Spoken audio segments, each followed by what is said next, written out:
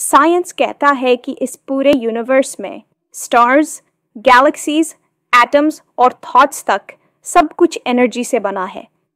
सबसे अंदर की लेवल पर यह सब एक इनविजिबल फोर्स से आता है। साइंटिस्ट्स इसे कहते हैं यूनिफाइड फील्ड, एक ऐसा फील्ड जो ग्रेविटी, लाइट, टाइम और मैटर सबका एक कॉमन सोर्स है। आप इसे यूनिवर्स का ऑपरेटिंग सिस्टम भी कह सकते हैं।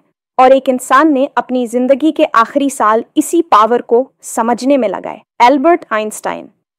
जब आइंस्टाइन ने दुनिया को थ्योरी ऑफ रिलेटिविटी दी तो लोगों ने टाइम और स्पेस को एक नए नजरिए से देखना शुरू किया। लेकिन आइंस्टाइन रुक नहीं गए।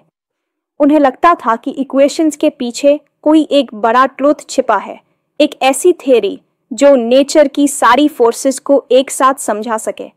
इस थ्योरी का नाम उन्होंने रखा यूनिफाइड फील्ड थ्योरी और उन्होंने अपनी पूरी लाइफ इसी एक थ्योरी को ढूंढने में लगा दी।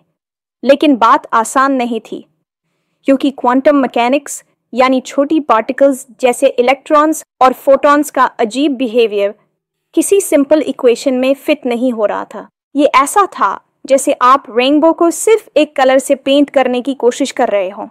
आइंस्टाइन ने कहा था God does not play dice with the universe।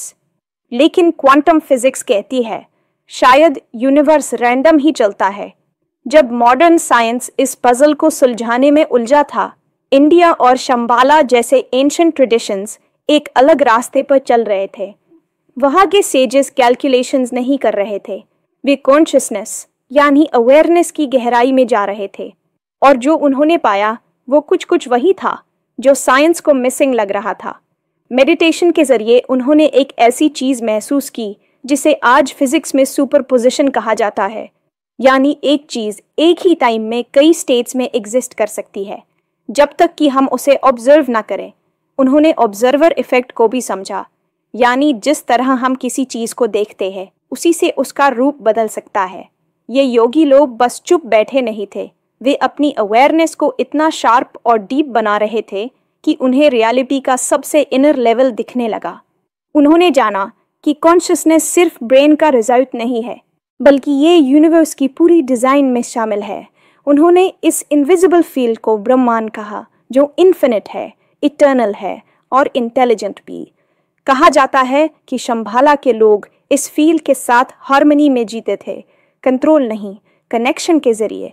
उन्होंने अपने माइंड को साफ, शांत और फोकस्ड किया ताकि वे महसूस कर सकें कि सब कुछ बॉडी, एनर्जी, थॉट, स्पेस एक दूसरे से जुड़ा है। भगवद गीता में कहा गया है, जो सभी प्राणियों में अपने आप को और अपने आप में सभी प्राणियों को देखता है वही सच में देखता है।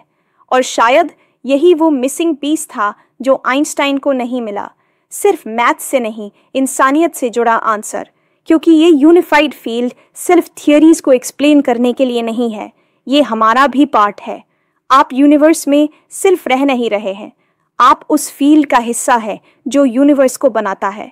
आपकी हर थॉट, हर इंटेंशन और हर moment of awareness real world को शेप देने में रोल निभा रही है। यही है रियल यूनिफाइड फील्ड। और ये सिर्फ बाहर नहीं है, ये आपके अंदर है, अभी इसी वक्त।